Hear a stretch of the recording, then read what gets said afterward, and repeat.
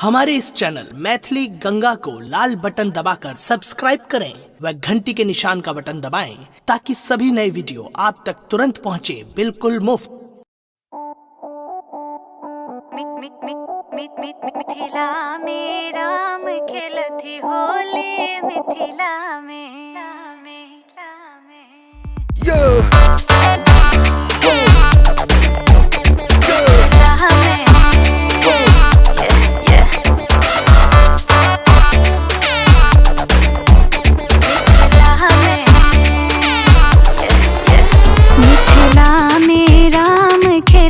होली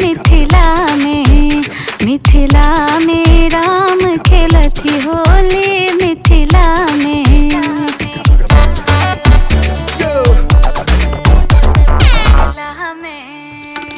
किनका के हाथ कनक पिचकारी किनका के हाथ कनक पिचकारी किनका के हाथ अबीर छोरी ओहो किनका के हाथ अबीर छोरी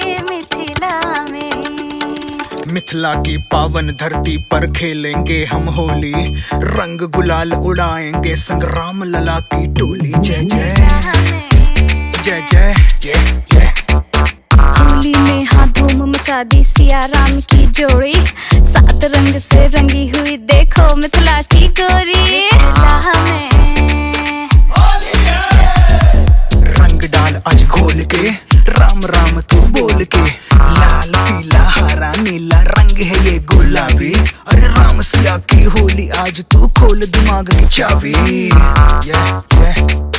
होली है गुड़बंती नारियल बेली रे फागुन में खेले होली। गुड़बंती नारियल बेली रे फागुन में खेले होली।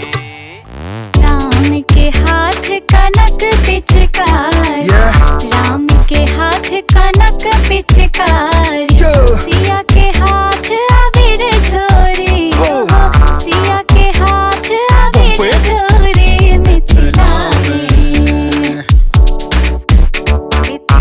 में राम खेलती होली मिथिला में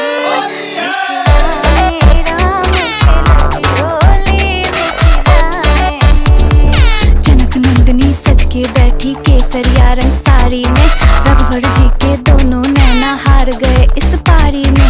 छुपके देखे सिया राम को चुपके चोरी चोरी, सात रंग से रंगी हुई